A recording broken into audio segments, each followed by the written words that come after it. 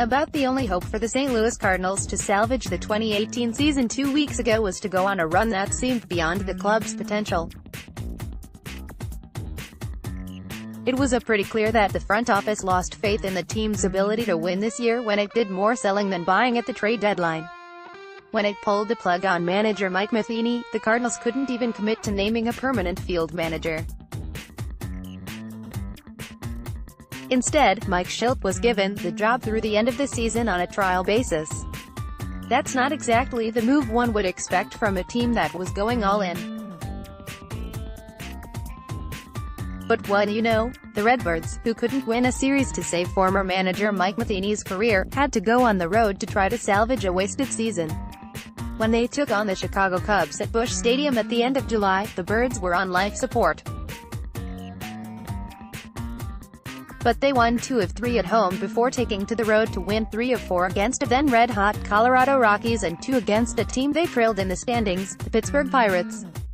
St. Louis kept things rolling by winning 2 of 3 against the Miami Marlins. Then they swept the Royals in Kansas City.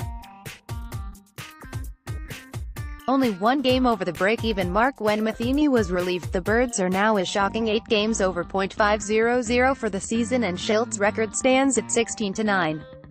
Wall Street. Louis could still see the taillights of the teams ahead of it in the playoff chase. There were so many teams in the way, it didn't seem that there was any way the Cardinals could catch and pass them all. But after its long-awaited hot streak, the Redbirds are suddenly ahead of the Pirates and tied with the Rockies.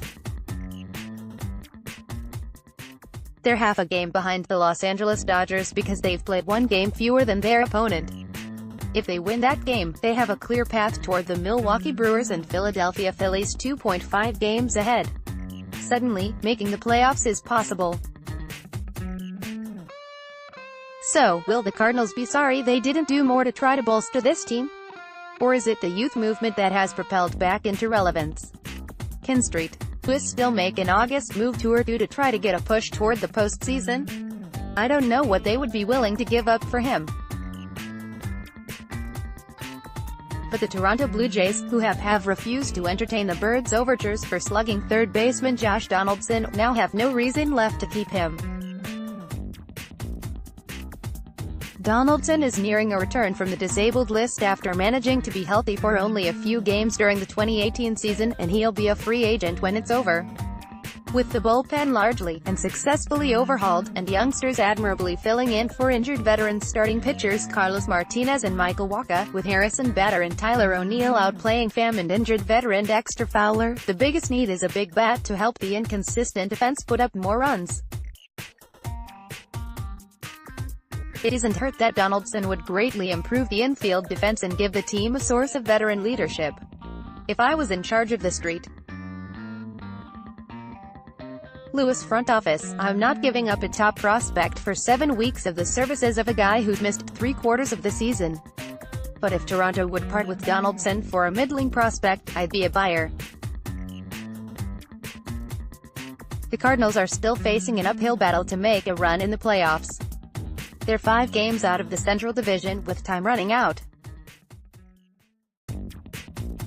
So, if they make the postseason, it's likely going to be a one-shot gamble as a participant in the wildcard game.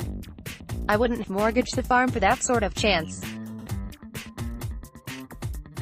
But the Birds are suddenly a lot more in play now than they were at this point of the 2011 season. And they walked away from that one with a World Series trophy.